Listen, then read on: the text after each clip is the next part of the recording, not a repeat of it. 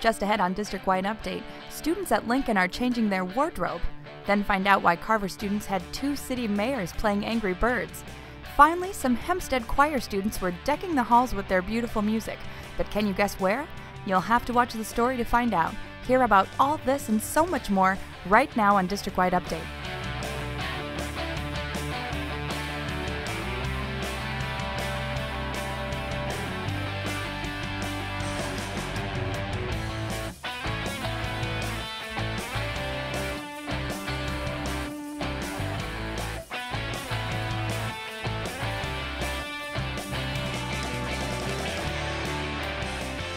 Hello and welcome back to the District-Wide Update. Well, we're just about to send the students off for a nice winter break, but before we do that, let's check out all the great things we did this month. Well, you've likely already noticed, but we've had a new face in our IT department for a few months now, and we thought it was time we featured him in our update. Kobe Culbertson started as our new Director of Technology. Take a look. Growing up in the Dubuque area and having graduated from senior high school, Kobe is quite familiar with our school district. After graduating from Clark University, he took a job with us as a PC network support specialist. From there, he moved over to the Western Dubuque Community School District to work as their Director of Technology, but was always excited at the possibility of getting back to his roots. So when the job became available, he was thrilled to jump on board. The people in the district have been great. They welcome me in open arms. I've been to all the buildings so far. Lots of great things going on in this district, and just so humbled to be part of it, and I'm really enjoying my time here. Of course, like any job, it doesn't come without its challenges. With the strategic plan focused on 21st century learning this year, the Director of Technology has a pretty full plate, but he's settling in quite well with us here. I'm just ecstatic to be here. I think it's a great district. We've got a lot of good things going on, and I just wanted to be part of that. Welcome back to the school district, Kobe. We're certainly excited to have you join our team. Now let's take a look at our strategic plan snapshot for this month. We're checking out some new positions added to support the Alternative Learning Center as well as the Connect program as they work to implement some initiatives in the plan.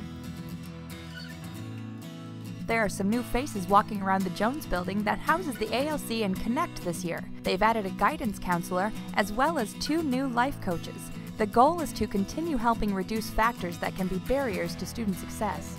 We've seen very good results with students taking advantage of those services, and those services we really feel like have translated into better overall performance in terms of students being here in school, being in a good state of mind when they are here in the building, and that turning over to getting the learning that they need to be successful.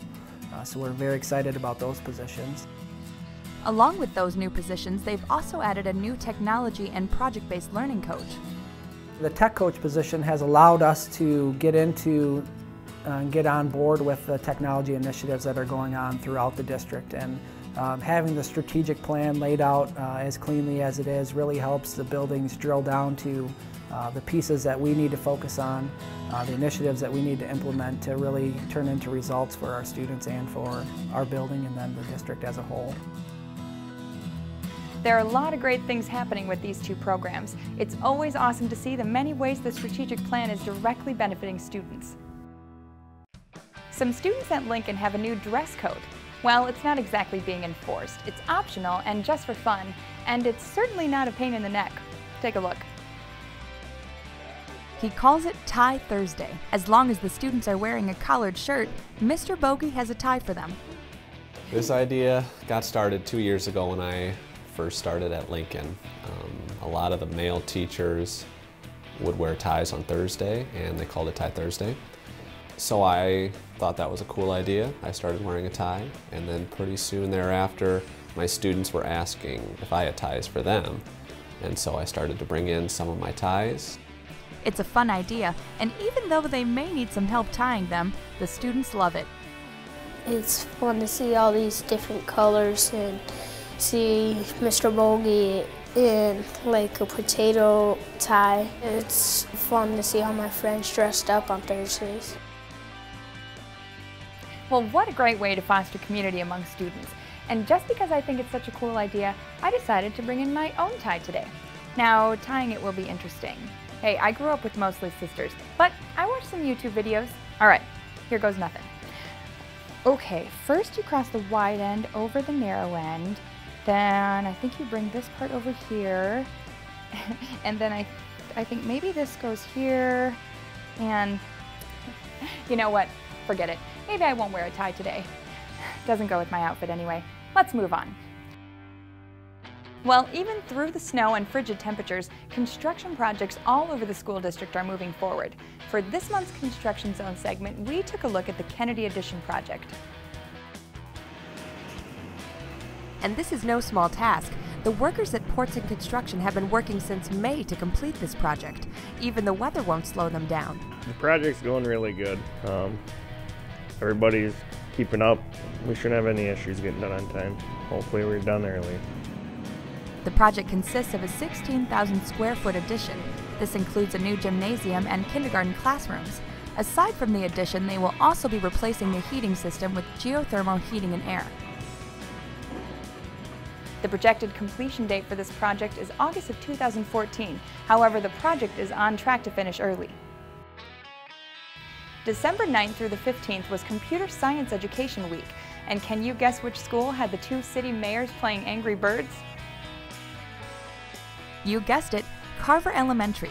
They held an assembly on Wednesday the 11th to celebrate being selected to receive $10,000 in computer equipment from Code.org as part of the school's participation in the National Hour of Code program. Every Carver student spent 1 hour during the week learning computer science and doing online tutorials like Angry Birds, for example.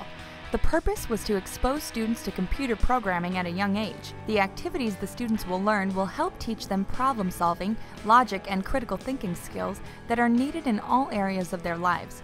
Carver was the only school in Iowa to win the $10,000 award. I wish I had learned computer programming when I was in elementary school. It was pretty cool to see how excited those kids got when they could make some coding work. Now, the money from the grant will be used to purchase additional computers and software for the school. Now, this next story is one of my favorites. I'm sure you've all heard of speed dating, right? Well, what if you were speed dating with Harry Potter, or Katniss Everdeen, or Sherlock Holmes? All right, obviously that could never happen in real life, but students at Hempstead are putting an interesting twist on the concept. They're speed dating with books.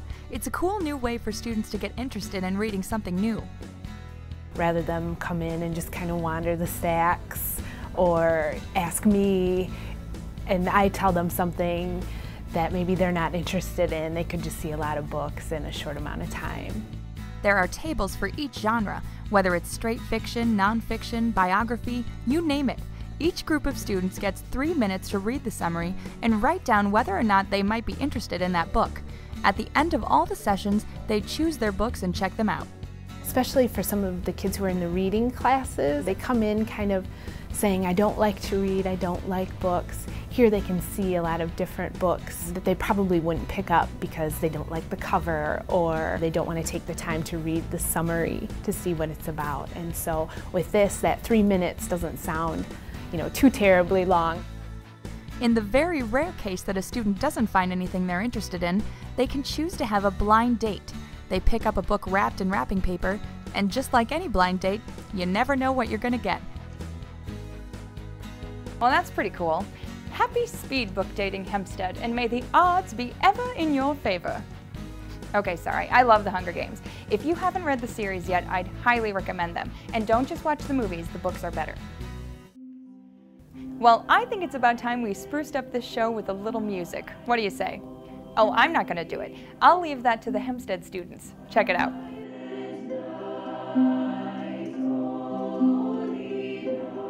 On Monday the 16th, the Penn Avenue Singers from Hempstead did their annual trolley tour of the Dubuque retirement communities. They hopped on the trolley, all decked out in their holiday apparel, ready to serenade the residents with their beautiful music. They visited 4 different retirement communities, starting with Heritage Manor.